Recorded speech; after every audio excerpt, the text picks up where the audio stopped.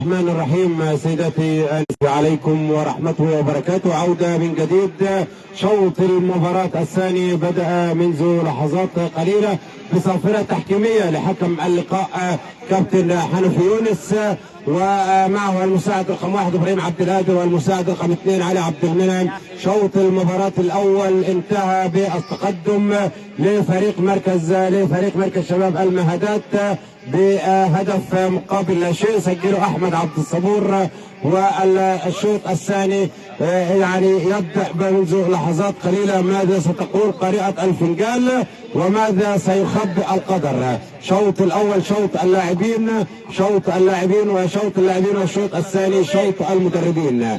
ماذا ستقول قارئة الفنجان وماذا يخبئ القدر؟ هذه المباراة التي يشرفها بالحضور الدكتور ياسر السنوسي وكيل مديرية الشباب والرياضة بمحافظة الأقصر، وحضور أيضا للأستاذ حجاج عبد اللطيف مدير إدارة شباب الطود، دكتور بغدادي أيضا مدير الهيئات بمديرية الشباب والرياضة بمحافظة الأقصر. حضور للنجوم الكبار يعني المتواجدين معنا هنا، نجوم كثر يعني أسروا الحياة الرياضية بمركز ومدينة الطود يتواجدوا هنا معنا في ملعب اللقاء. كان أكبرهم سنا الذي يتواجد على يساري وكابتن عبد الحميد خليل أحد رجال قوات مصر المسلحة الذي يتواجد هنا على يساري، هنا واحد من النجوم الكبار يعني مواظب على حضور هذه البطولة دائما. التعادل ما زالت النتيجة. نجم الكبير محمد عوض إيدر واحد من النجوم الكبار، أفضل من ارتدى القميص رقم 10 في التاريخ بتاريخ مركز ومدينة الطود بأدبه وتاريخه واحترامه الكبير لمحمد عوض إيدر. ضيع كاس يعني أقول لكم على التاريخ فيه هدية للنجم الكبير. ما زالت النتيجة لكل المتابعين عبر اللايف وعبر المباشر أمام حضراتكم 1-0 النتيجة لأصحاب الزير الأسود في هذا اللقاء. مركز شباب المهدات متقدمين 1-0 على مركز شباب الطرخين. هنشوف شوط المباراة الثاني ماذا تحدث حجو وماذا تحدث كابتن مصطفى المدير الفني لفريق مركز شباب الطرخين. بيحضر المباراة أيضا معنا الهداف الكبير الهداف الكبير كابتن عراقي عبود، واحد من النجوم الكبار الهدافين، لكن مش زي محمد عبد الهادي. احمد عبد الهادي يرتدي قفاز الإجادة على طريقة الإيكر كاسياس وعلى طريقة بوفون يعني وعلى طريقة محمد الشناوي.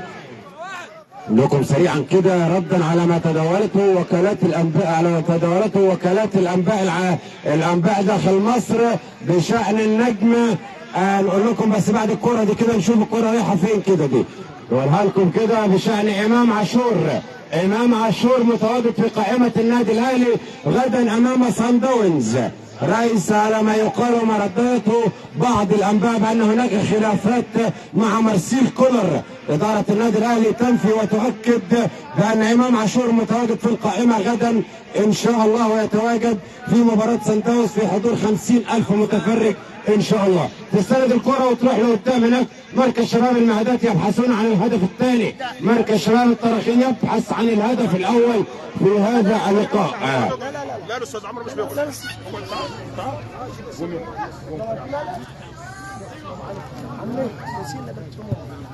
يعني لنجومنا الكبار اللي هم بيتواجدوا ايضا بنحب كابتن شادلي يدينا الصوره انت وابو شريف كده بعد اذنكم، يا ريت تدونا الصوره كده. كابتن شادلي كابتن ابو شريف يدينا الصوره بعد اذن حضراتكم. صديقي العزيز ابو شريف واحد من يعني موظفين مركز شباب الضمان، له كل الشكر والتقدير والاحترام.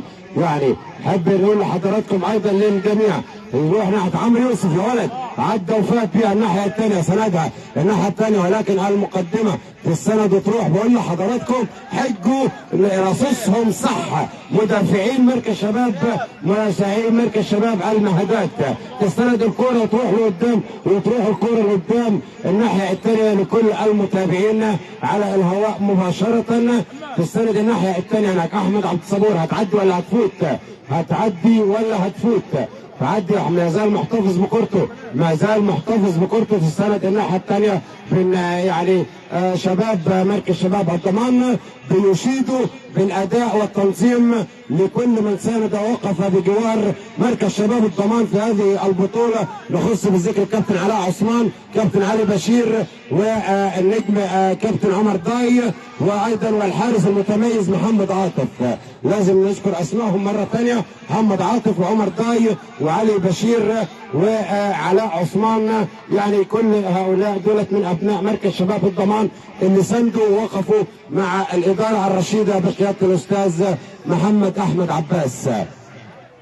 بالتاكيد البطولات والدورات يعني تزيد الجميع من الترابط هنا في داخل مركز شباب الضمان. الدورة الوحيدة اللي بعتقد ان هي بتقام في هذه اللحظات. نجومنا الكبار ما زالوا يتوافدوا على ملعب اللقاء، والنجوم الكبار يعني كلا باسمه بنوجه لهم كل الشكر والتقدير والاحترام والتحيه لكل من يتواجد. نجم الكبير كابتن عبد العزيز الناظر، تعظيم سلام، تعظيم سلام للنجم الكبير عبد العزيز الناظر، واحد من النجوم الكبار. لما كنت تفتكر دونجا النجم الكبير النجم البرازيلي، تفتكر تامر عبد الحميد، تفتكر عبد العزيز الناظر، بالتاكيد واحد من الاسماء. والله لسه على بالي ببص كده لقيته متواجد على يمين الملعب، متواجد النجم الكبير عبد العزيز الناظر، واحد من النجوم الكبار له كل الشكر والتقدير والاحترام. يعني لعب وافنى حياته هنا في تاريخ هذا المركز العظيم. تستند الكره لقدام هناك وتروح عند القميص، وتروح عند القميص رقم 11 لفريق مركز شباب المهدات. تستند الكرة بالقدم اليسرى بدون شك بدون عنوان، تطلع الكرة لضربة مرمى.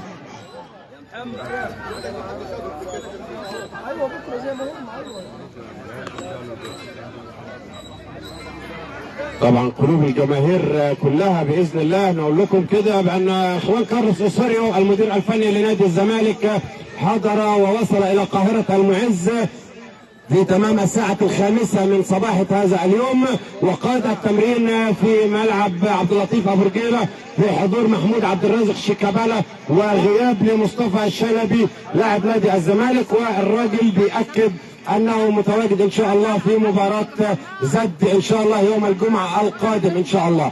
الزمالك في اختبار صعب أمام زد إن شاء الله. هذا اللقاء الذي تنقله قنوات الأون تايم إن شاء الله. كل الامنيات الطيبه بالتوفيق ان يقدم الفريقين عرضا ممتعا يمتع به جماهيرنا ان شاء الله التي ستتواجد خلف الشاشه الصغيره. تستند الكره لقدام فريق مركز شباب المهدات، القميص رقم 5 بيلعبوا عند احمد عبد الصبور على كل الكرات العرضيه وعند محطه الارتكاز. محمد عمر بتستند الناحيه الثانيه مركز شباب المهدات، حاول البحث عن الهدف الثاني، ولكن المدافعين اصحاب الكلمه العليا في اللقاء حتى الان مدافعين الطرخين. عمر يوسف واحد من النجوم الكبار، ولكن حامنا في يونس بيديله ضربه حره مباشره على دائره منتصف الملعب. الخبرات تلعب الادوار بالتاكيد في مستقبل المباراه لكل من يتابعنا عبر اللايف وعبر المباشر.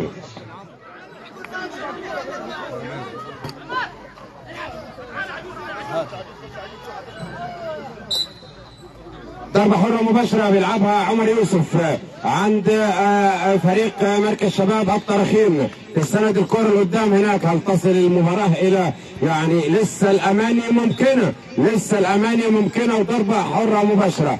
المنصة الرئيسية بيتقدمها سيد الدكتور ياسر السنوسي وكيل مديرية الشباب والرياضة بمحافظة الأقصر، دكتور بغدادي مدير الهيئات مديرية الشباب والرياضة بمحافظة الأقصر، الدكتور الأستاذ حجاج عبد اللطيف مدير إدارة شباب الطود، عمدة عادل عمر أيضا أخونا وصديقنا العزيز عمدة العديسات بحري، أيضا الأستاذ محمد عباس رئيس مجلس إدارة مركز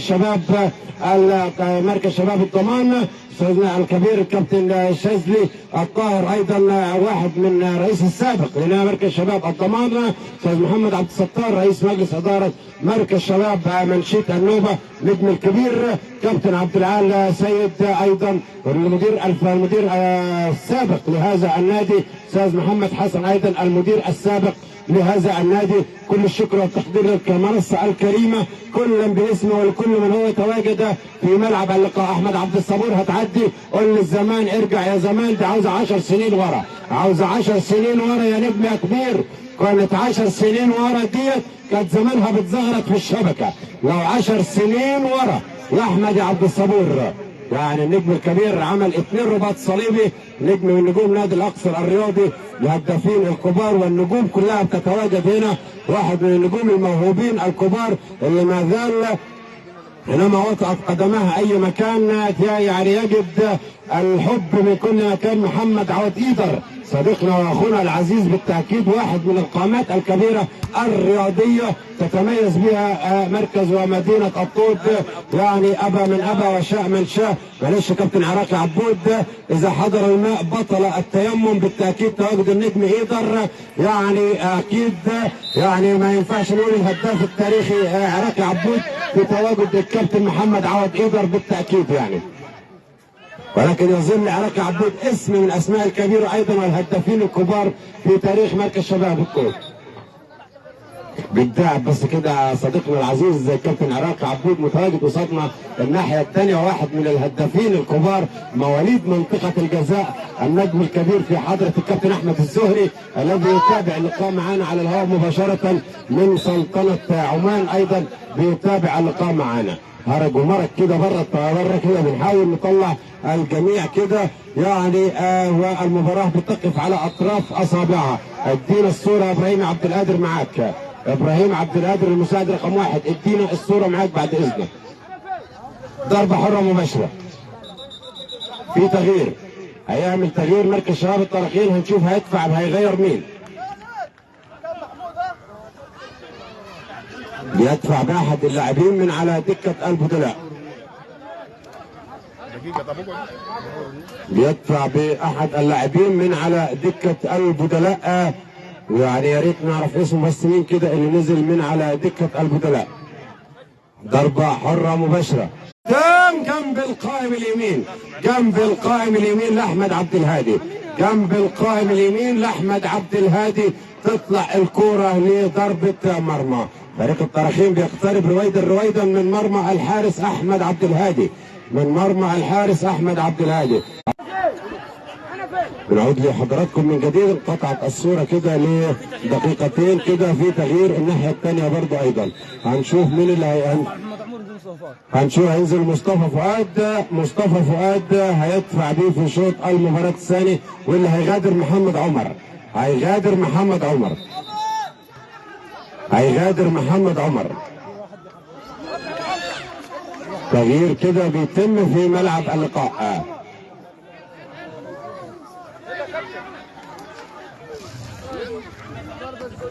ضربة حرة مباشرة، القميص رقم 9 في مركز شباب المهدات بينزل إلى ملعب اللقاء.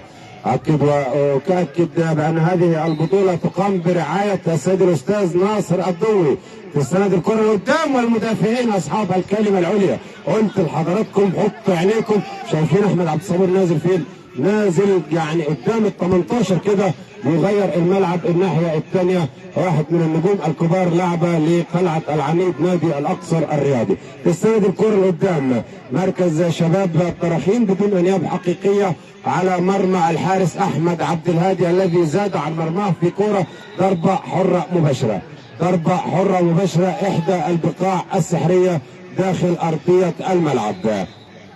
يعني بنأكد لحضراتكم وبنأكد للمتابعين ان يعني امبارح كانت مباراة الخليج امام ضمك السعودي في كأس صعود لنهائي كأس خادم الحرمين الشريفين الملك سلمان بن عبد العزيز، والمشدة الكلامية كانت مصرية خالصة، جاءت ما بين الذي خسر اللقاء طارق حامد نجم منتخب مصر، نجم نادي الزمالك السابق، نجم الاتحاد السعودي، مع مين؟ مع محمد شريف نجم مصر ونجم نادي الاهلي، وتفوق لمحمد نادي الخليج ب6 أهداف مقابل 5 بركلات الترجيح من نقطة الجزاء. خلاف مشدة كلامية كده انتهت على خير الحمد لله، يعني ما بين الفريقين، ما بين اللاعبين الاثنين لاعبي منتخب مصر الاثنين محمد شريف وسواء طارق حامد. تستند الكرة لقدام، تستند الكرة. هنقول لحضراتكم لسه ضربة حرة مباشرة، لسه ضربة حرة مباشرة. هل تأتي بالخبر السعيد لجماهير الطراخين؟ سؤال. جماهير المهدات تزعل مننا، يقول لك يعني يا عم عمرو يعني، ولكن لسه الأماني ممكنة، لسه الأماني ممكنة. يعني هل تحمل هذه الكرة ومن إحدى البقاع السحرية سجل منها أحمد عبد الصبور في شوط المباراة الأول، سجل أحمد عبد الصبور في شوط المباراة الأول، عدت ولكن الحيطة بيرجعها تاني، حنفي بيرجعها تاني. استاذ احمد عباس قدامكم كده يلتقط الصور التذكاريه للمنصه الكريمه ولكل من يحضر معنا في هذا اللقاء حتى يتم تدوينها في سجلات المركز. بالتاكيد يعني هذه اللقطات التي تدون امام حضراتكم ولكل من بيتابعنا عبر اللايف وعبر المباشر، هذه اللقطات الحصريه هنا من داخل مركز شباب الضمان، ختام دوره شهداء في حب مصر.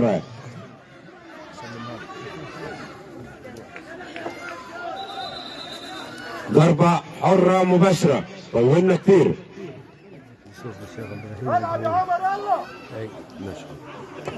ضربة حرة مباشرة،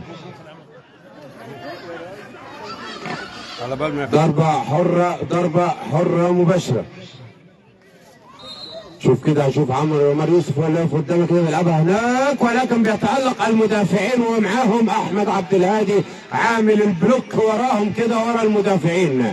ضربة حرة مباشرة كادت تأتي بالخبر السعيد، ولكن أحمد عبد الهادي والمدافعين تمام التمام واقفين. أقول لحضراتكم ولكل من بيتابعنا عبر اللايف وعبر المباشر، تستند الكرة لقدام هناك، غابت السيقان أمام حضراتكم. لسه المدافعين هتطلع الناحية الثانية، طلعها فوق هناك لكل من يتابعنا على الهواء مباشرة، متابعينا عبر اللايف وعبر المباشر. دورة شهداء في حب مصر الودية لكرة القدم، وأيضا يعني لكل المتابعين عبر اللايف وعبر المباشر وشهدائنا المتواجدين أمام حضراتكم بيتابع هذا اللقاء من داخل مركز شباب الضمان.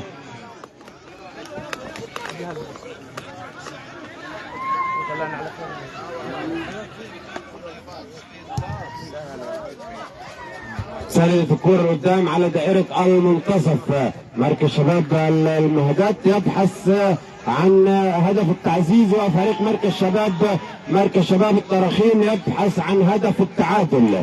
لسه المباراة تقف على أطراف أصابعها أصحاب الزي الأحمر وأصحاب الزي الأسود في هذا اللقاء. عمر يوسف سندها الناحية الثانية، تعدي هربت طولت راحت الناحية الثانية لكل المتابعين، ولكن بتطلع الكرة ضربة مرمى. تطلع الكرة ضربة مرمى. جماهير كبيرة بتحضر معنا هذا اللقاء، متابعين عبر اللايف وعبر المباشر والمقصورة الرئيسية، يعني لكل باسمه المتواجدين فيها القامات الكبيرة، جماهيرنا العريضة التي تحضر معنا هذا اللقاء، لكل من بيتابعنا على الهواء مباشرة في هذه التغطية التي ننقلها لحضراتكم على الهواء مباشرة، والجماهير التي تتابع هذا اللقاء معنا هنا من داخل ملعب مركز شباب الضمان. سند الكرة قدام المدافعين زي ما ذكرت لحضراتكم، يعني المباراة النهائية يعني دايما كده هي مباراة الهدف الواحد، إلا مباراة الأهلي وكايزر تشيفز انتهت بالرباعية، عصام الحضري وثلاثية خالد بيبو، بعديها ثلاثية رباعية خالد بيبو فين يا عم يقدر؟ في محمد عبد المنصف، جابهم في يوم 6 و5 16/2/2002.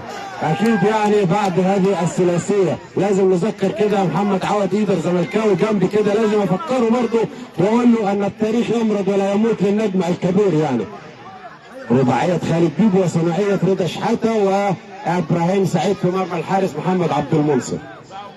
على الحمولي عاوز برضه كمان جاب السابع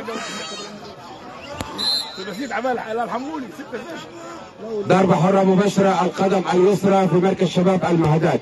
تعدي الكرة قدام هناك، ولكن المدافعين هناك على دائرة المنتصف. القميص رقم 2 عبد الرحمن بتعدي الناحية الثانية وبتروح عند القميص رقم 17. عملوها هناك بدون شك بدون عنوان. مباراة يعني كرة الهدف الواحد، كرة الهدف الواحد، وتسجل من ضربة حرة مباشرة، وتسجل من ضربة حرة مباشرة يعني، وتسجل من ضربة حرة مباشرة. لاعب ناصر الضوي يتواجد معنا على الهواء مباشرة، يبعث تحياته من قاهرة المعز إلى كل المتواجدين هنا بهذه الدورة التي تقام تحت رعايته. ولكن نظرا لظرف طارئ غادر محافظة الأقصر منذ مساء أمس على طائرة مصر للطيران، توجه إلى قاهرة المعز، وكان من المفترض أن يعود ظهر اليوم، ولكنه تأخر ويعتذر على الهواء مباشرة. وهذا هو يتواجد الآن على الهواء مباشرة على هذا الهاتف السيد النائب ناصر الضوي، ولكنه يعتذر للسادة الحضور جميعا على عدم التواجد بتواجده في محافظة القاهرة. نقدم له كل الشكر والتقدير والاحترام، والأدب والأخلاق والاحترام تظل هي الباقية في النهاية. نعود لحضراتكم متابعين عبر اللايف وعبر المباشر من اتصال النائب ناصر الضوي إلى هنا إلى هذا الملعب، ونحن متواجدين خلاص بنلعب في مرحلة المطبات الصعبة في اللقاء زي ما بيقولها كابتننا الكبير كابتن مينا الشربيني. ماذا يتحدث رضوان الضوي وماذا يتحدث بركات الحريف هناك، وسيد عبد العظيم على الدكة التي أمامنا هناك، يتحدث بالتأكيد في مستقبل دوري مراكز الشباب. يعني ان شاء الله هنسال الدكتور ياسر السنوسي امتى ان شاء الله بعد انتهاء هذا اللقاء ونجيب لكم الاجابه باذن الله. تعدي الكره قدام هناك وتستند الناحيه الثانيه هناك على دائره المنتصف.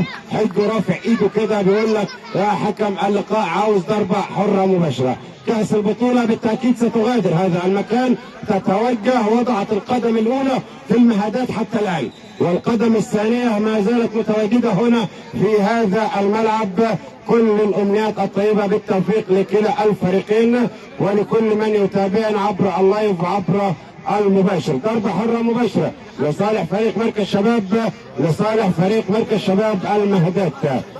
يلعبها بالقدم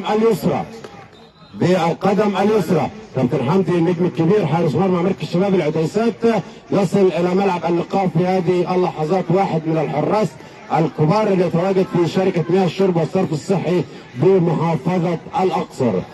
ضربه مرمى لصالح فريق مركز شباب الطرخين. تعدي الكرة قدام الناحية الثانية هناك عند مركز شباب المهدات، والمدافعين أصحاب الكلمة العليا في اللقاء عبد الرحمن عطيتو. قدامنا ولد من النجوم الكبار عبد الرحمن عطيتو شقيق النجم وليد عطيتو، ولد يعني من ادب واخلاق رياضيه للنجم الكبير. القميص رقم 5 في مركز شباب المهدات. تستند الكره قدام الناحيه الثانيه هناك. ضربه حره مباشره على مركز شباب المهدات. بداوا كده يستغلوا الوقت، عامل الوقت، واحنا امام حضراتكم لكل من يتابعنا على الهواء مباشره.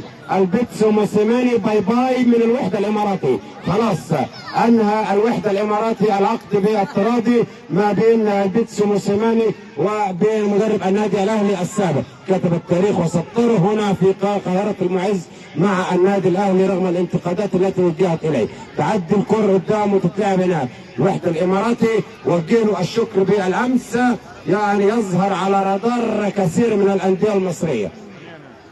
البيتسو موسيماني. ضربه ركنيه لصالح فريق، ضربه دي رمي التماس، ادى رمي التماس لصالح فريق مركز شباب الطرخين. اتلعبت لقدام ولكن من القلب كده بيطلعها. مرحله المطبات الصعبه في اللقاء لكل من يتابعنا على الهواء مباشره في هذا التوقيت وفي ذلك اللحظات. تعدي الكره قدام، والاخ كابتننا اللي واقف قدام الصوره، ادينا الصوره ابو كباتن. ضربه على دائرة منتصف الملعب طلعت من 18 فريق مركز شباب المهدات لكل المتابعين. اتحاد الشرطة الرياضي يعني يصعد إلى الدور ال 32 في بطولة كأس مصر. النهارده 32 مباراة في كأس مصر. بصراحة يعني كان الله في عون الدولة المصرية، بصراحة كان الله في عون الدولة المصرية بصراحة بكل متعلق. كابتن الكبير كابتن ياسر واحد من مدربين الحراس الكبار، والهدف الثاني بالاثنين أحمد عبد الصبور.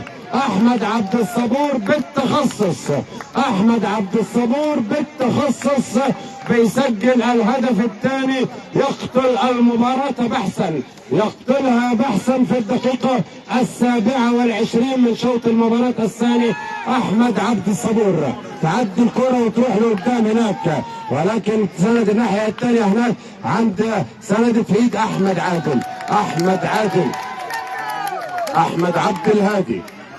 عبد الهادي سند الكرة وتطلع الكرة عند الحارس أحمد عبد الهادي. قدم أداء ولا أجمل ولا كارت أصفر. معلقنا الرياضي الكبير يعوف خليف قال لك إذا اصفرت احمرت، وإحنا ما نتمناهاش ألا تحمر. هنشوف حنفي مد إيه. حنفي بيقول له العب انت يا احمد عبد الهادي بيلعب لقدام كده هناك بالقدم اليمنى. احمد يعني يغيب ويحضر كده النجم الكبير احمد عبد الصبور، واحد من العلامات الكبيره، واحد ايقونه من الايقونات. يغيب ويحضر كده النجم الكبير، واحد من القمصان العظيمه من الاسماء الكبيره احمد عبد الصبور. لكن اليور بتاعه مش موجود النهارده، محمد عبد الحفيظ زازا. 4 دقائق وقت محتسب بدلا من الضائع بيحتسبها حكم اللقاء كابتن العمده عادل عمر المقاتي رقم 1 النهارده متواجد هنا على المقصوره الرئيسيه. بيقول لي 4 دقائق احتسبهم حكم اللقاء. عبد الرحمن عطيته السند الكرة لقدام هناك، عاوز يعمل الباكورد جوه ال 18، ولكن بتروح عند احمد عبد الهادي بيطلع كده بالقدم اليمنى. قتل المباراة احمد عبد الصبور. الكرة الثانية فين؟ هيروح يجيبها الكرة في السنة.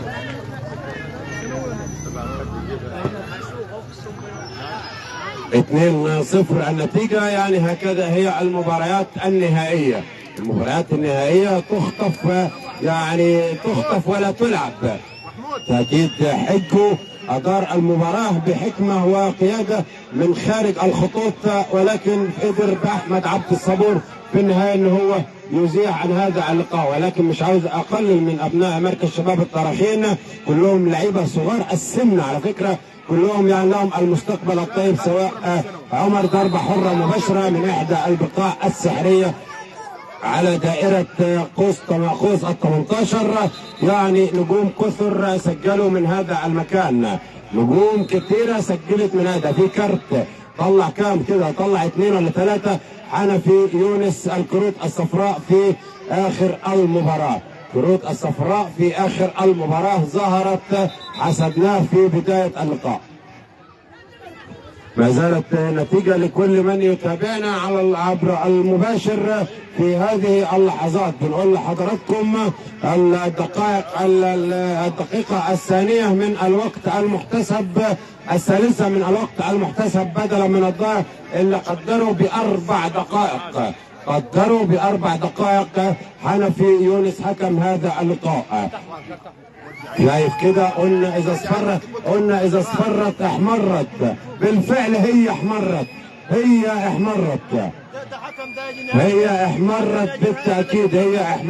بالتاكيد.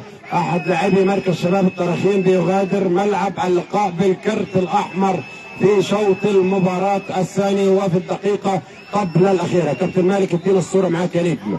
في كرت اصفر تاني، طلع احمر تاني. يعني نقول كده لمين الاحمر التاني؟ نتأكد كده الاحمر التاني يبقى تساوت كده على الكفتين.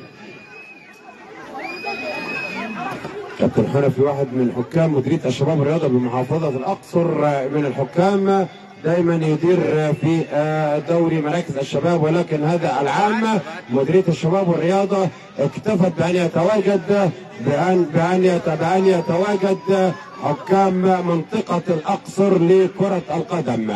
حكام منطقة الأقصر لكرة القدم كلهم متواجدين، مشهود لهم بالكفاءة بالتأكيد يعني في منطقة الأقصر لكرة القدم. كابتن سيد عبد العظيم المقصورة الرئيسية عاوزاك الأستاذ أحمد عباس. كابتن سيد عبد العظيم يا ريت يجي للمقصورة الرئيسية، كابتن أحمد عباس عاوزه. ضربة حرة مباشرة، ضربة حرة مباشرة لصالح فريق مركز شباب، لصالح مركز شباب، لصالح مركز شباب الطرخين. هنشوف كده الكرة ديت ماذا تحمل معها هذه الكرة. كارت اصفر، كارت اصفر ده يعني خلاص شوط الدقائق الاربع انتهت الدقائق الاربع في شوط المباراة الثاني. وفي هذه المباراة امام حضراتكم ولكل المتابعين على الهواء مباشرة شوط المباراة الثاني في انتظار صافرة حكم اللقاء كابتن حنفي يونس. نوصف لحضراتكم ما هو متواجد امامنا لكل المتابعين على الهواء مباشرة هنا في هذه التغطية الحية على الهواء مباشرة لفريق مركز شباب الطرخين، مركز شباب المهدات. ختام دورة في حب مصر، هدف في حب مصر امام حضراتكم. طلع يا ولد كده. وبالفعل سيداتي وانساتي سادتي صافرة حكم اللقاء كابتن حنفي تعلن نهاية شوط المباراة الثاني وفوز لفريق مركز شباب المهدات بالبطولة بهدفين مقابل لا شيء. الهدفين يتسجلوا عن طريق مين؟ عن طريق النجم الكبير احمد عبد الصبور، يعني يغيب كده ويحضر النجم الكبير ويسجل في شوط المباراة الثاني الاول والشوط الثاني. كل من الطيبة بالتوفيق في انتظار ان شاء الله توزيع المراسم باذن الله للمباراة النهائية باذن الله. كل سنة حضراتكم طيبين.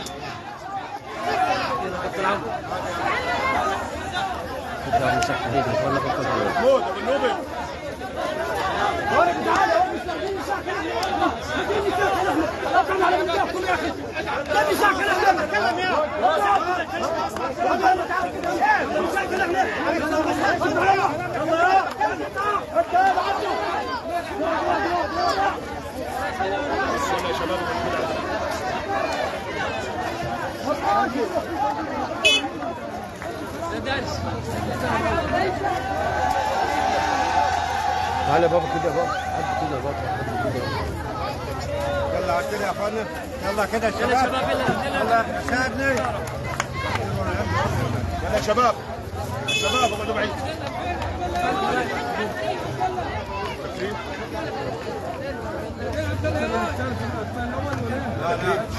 هنبدأ الآن مراسم التكريم لكل المتابعين عبر اللايف وعبر المباشر. اسم أحد رجال الشرطة المتواجد معنا السيد عبد النبي محمود طه. السيد عبد النبي محمود طه أحد رجال الشرطة المتواجدين.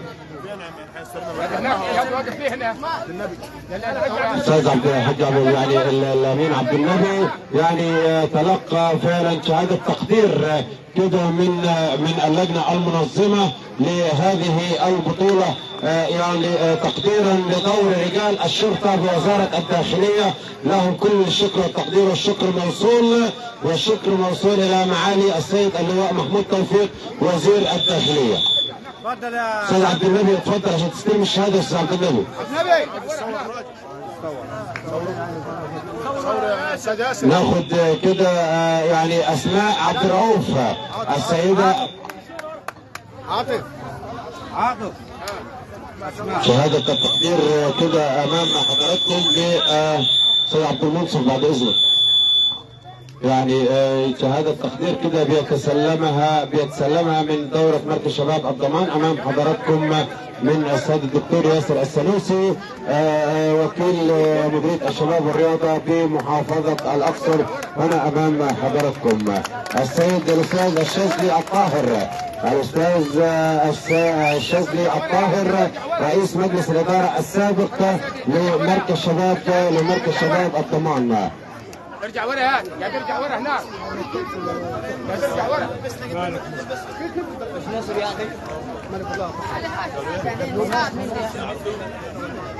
أستاذ الشاذلي الطاهر كده وتسليم لشهادته أمامكم من المقصورة الرئيسية والمتواجدة. الأستاذ عاطف عبد الرؤوف واستلام شهادته أيضا أمام حضراتكم وللمقصورة الرئيسية هنا من ضيوف المنصة الرئيسية.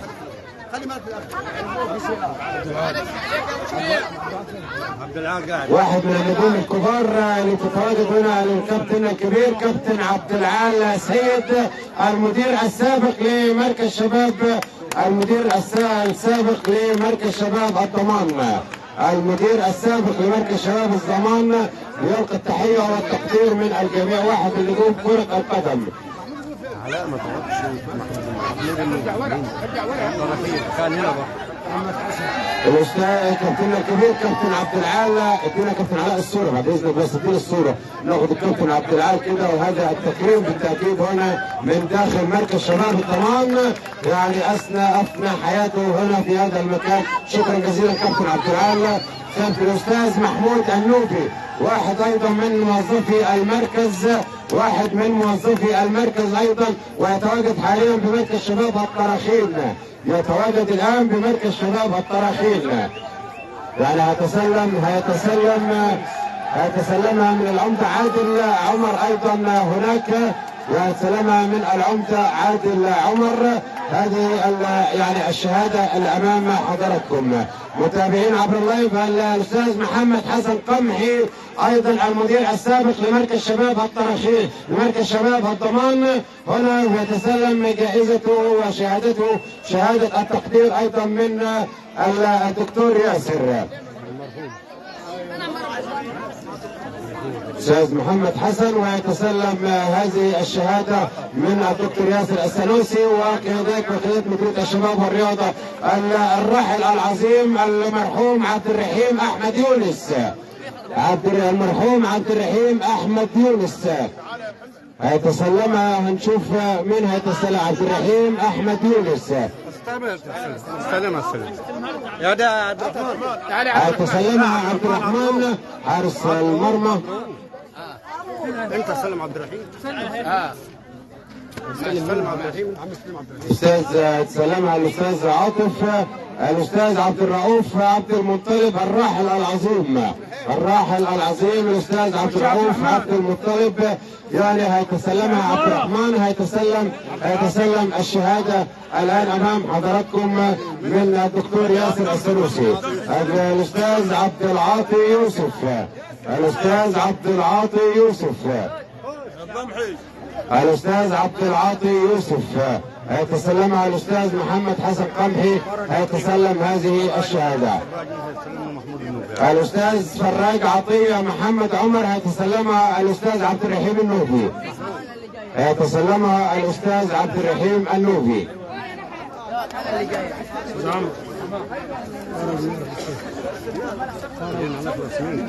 السيد فراج نور حسين المدير السابق لمركز شباب يتسلمها الاستاذ الشاذلي الطاهر. يتسلمها السيد الاستاذ الشاذلي الطاهر رئيس السابق لمركز شباب الضمان يعني شهادة تقدير. شكر وتقدير. الأستاذ بكر صديق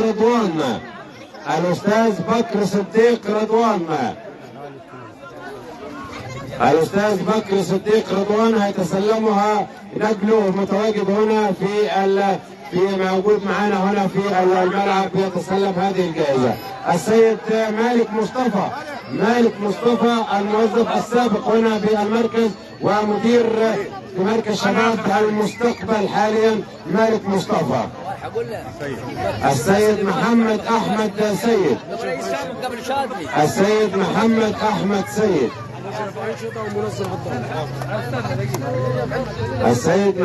أحمد سيد مشرف الأنشطة في المركز.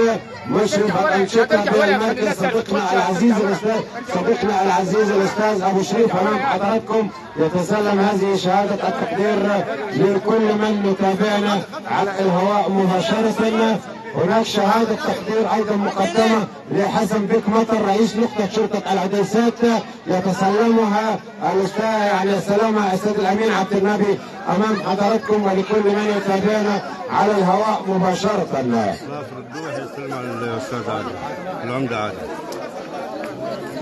شهادة تقدير للسيد النائب ناصر الضوي هيتسلمها العمدة عادل عمر، يسلمها ليه الأستاذ ياسر، هيتسلمها العمدة عادل ويتسلمها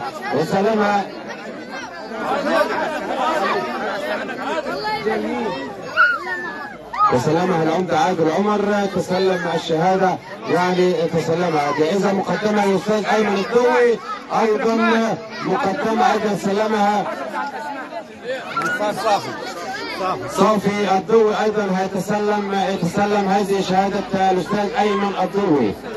سلم شهادة الأستاذ أيمن الضوي. صافي الضوي تسلم الشهادة شهادة يعني أيضا شهادة تقدير للأستاذ صلاح رشوان، يعني يسلمها يعني يقدمها إدارة شباب الضمان ويسلمها الأستاذ محمد أحمد عباس إلى السيد الوكيل الدكتور ياسر السلوسي.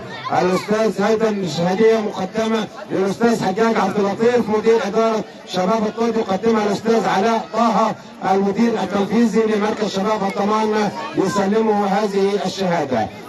يعني تبقى في النهاية يعني بعد ذلك إن شاء الله يعني رسالة مدير الهيئات بمديرية الشباب والرياضة الأستاذ بغدادي محمد صالح له شهادة أيضا تقدير متواجدة معنا، يسلمها الأستاذ علاء أيضا على الهواء مباشرة أمام حضراتكم. وشهادة تقدير أيضا إلى الذي حضر نائبا عن السيد الدكتور صلاح رشوان، هيسلمها السيد الأستاذ الدكتور ياسر السلوسي، يسلمها الأستاذ محمد أحمد عباس مدير رئيس مجلس إدارة المركز، ومعه الأستاذ علاء طه المدير التنفيذي للمركز. شهادة تقدير بعد ذلك يعني شهادة تقدير بعد ذلك يعني في الختام هنشوف يعني هتسلمها يعني امام حضراتكم ولكل من يتابعني عبر اللايف وعبر المباشر. هذه هي شهاده تقدير باسم عمرو الساوي للدكتور اشرف السلوسي يعني يعني الناس كلها، وهذه هي شهاده اعتز بها وضيوف المنصه الكريمه جميعا لهم كل الشكر والتقدير يعني للجميع على راسهم من فوق هذه الشهاده. يبقى في النهايه شهاده للسيد رئيس مجلس اداره مركز شباب منشيه النوبه ليتسلمها الاسمراني، يحنوا البعض والسمر، الحبه السمراء حنت لبعض كده. علاء طه هيدينا الصوره يا استاذ علاء بعد اذنك يا استاذ ياسر، وراك الصوره يعني امام حضراتكم كده. محمد عبد الستار رايح كده، حجاج شادي الطاهر، وايضا الاستاذ علاء. يعني شكرا جزيلا لمجلس اداره مركز شباب الضمان. لفته طيبه بالتاكيد للجميع. المركز الثاني، جوائز المركز الثاني، جوائز المركز الثاني. يلا ورقك عشان فينك يا نجم كبير، فينك يا نجم كبير، كنت مستنيك من الظهر هنا، مش عايز تجيب لنا شاي ولا ايه؟ نجم الكبير محمود مصطفى واحد من النجوم الكبار حضر متاخرا جايب لكم في الصوره كده زملكاوي. يا رب قلبك يصفى بكره ان شاء الله وتكون مع النادي الاهلي ان شاء الله باذن الله، والبطوله تتحقق غدا باذن الله، ويصعد النادي الاهلي الى نهائي دوري السوبر الافريقي ان شاء الله. مركز شباب الطرفين يتفضل المركز الثاني، مركز شباب الطرفين لاستلام جوائز المركز الثاني. جوائز المركز الثاني مركز شباب الطرفين، مركز شباب الطرفين لاستلام جوائز المركز الثاني من ضيوف المنصة الرئيسية.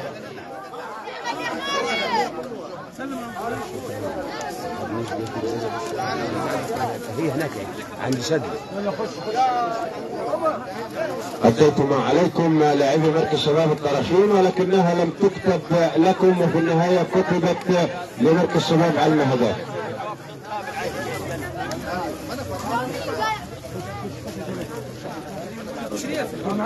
نجوم مركز شباب يعني الطرفين كل باسمه لهم منا كل الشكر والتقدير والاحترام، وبطولة لم تكتب وفي النهاية كتبت لأصحاب المركز الأول مركز شباب المهدات. في النهاية كل الشكر والتقدير والاحترام للجميع. أستاذ حسن سلطان أمين صندوق المركز بيتواجد النهارده، متواجد معانا راجل على الهواء مباشرة، كان في دور المدير الفني متواجد النهارده، ولكن في النهاية تابعين عبر اللايف عبر المباشر. يأتي الآن دور أصحاب المركز الأول مركز شباب المهدات. مركز شباب المهدات امام حضراتكم. يعني الان في الوصول. حجو من حقك يا حجو تفرح. هذه البطوله كتبت، يعني كنا متواجدين في مباراه في المدينة الشبابية. قال لي البطولة مركز شباب الضمان ستكون متواجدة في مركز شباب المهدات هذا العام. صدق وأوفى، وعد فأوفى حجه في النهاية في البطولة. يتفضل نجوم مركز شباب المهدات لاستلام جوائز المركز الأول.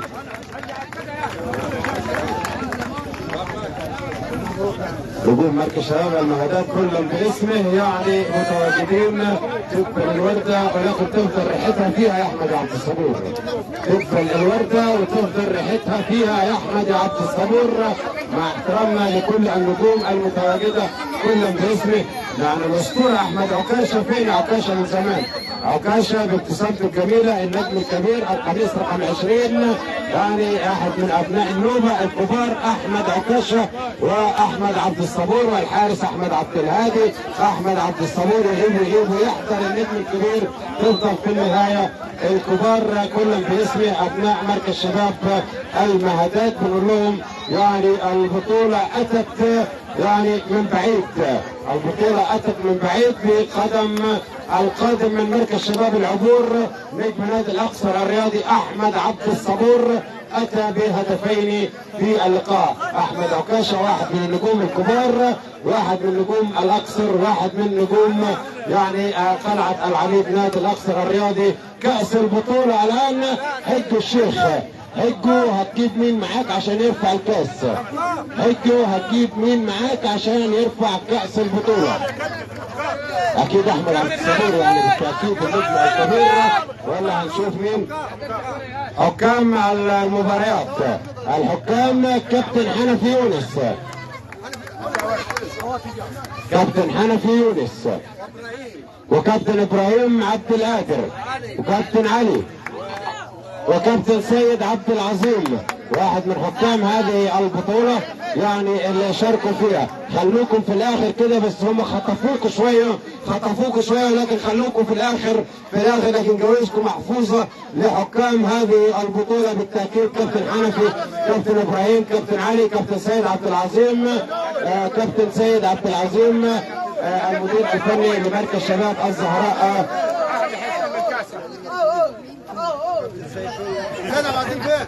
كابتن سيد عبد العظيم فين امال؟ محمود الحجاج. كابتن سيد عبد العظيم واحد من حكام يعني حكام هذه البطولة اللي أدار المباراة الافتتاحية. أدار المباراة الافتتاحية كابتن سيد عبد العظيم. كابتن سيد عبد العظيم، كابتن سيد عبد العظيم حكم المباراة الافتتاحية في هذه البطولة. شكرا جزيلا كابتن سيد عبد العظيم المدير الفني لمركز شباب، المدير الفني لمركز شباب الزهراء. يعني ياتي الان كاس البطوله، كاس البطوله هنشوف مين هيرفعها كده، كابتن حجو ولا مين يعني؟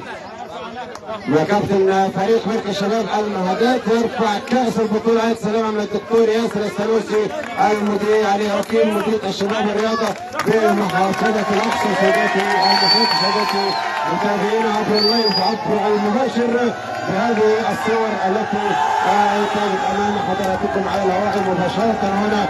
تحيات عمرو الساوي حفظ الله مصر رئيسا وحكومه وشعبا، جيشا وشرطه وقضاء واعلاما لكل مؤسسات الدوله المصريه تحت القياده السياسيه الرشيده لزعيم العرب وزعيم افريقيا السيد الرئيس عبد الفتاح السيسي. دمتم في امان الله وطابت اوقاتكم. شكرا جزيلا.